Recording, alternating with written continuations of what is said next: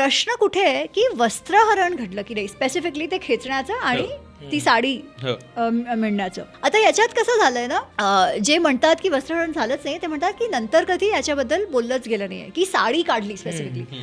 पण आहेत काही काही उल्लेख ज्याच्यात तिचा अपमान झाला हे तर सांगतातच, ठीक आहे. So that itself is not enough a reason to say वस्त्रहरण झालं नाही. But there could be another reason, that is की आज जसं आपण साडीची कल्पना करतो तेव्हा कपडे तसे होते का, राईट.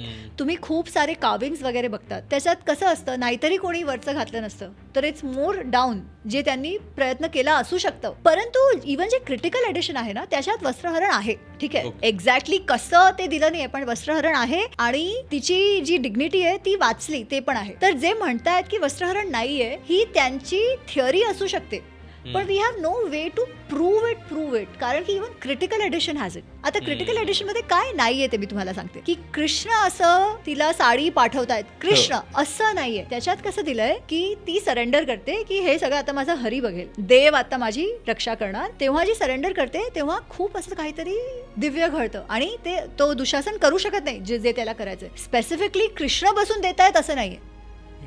तर काहीतरी घडलं आणि तिची डिग्निटी वाचली, तेवढं तर क्रिटिकल एडिशन मध्ये आहे. कृष्ण बसून चमत्कार करताय असं नाहीये.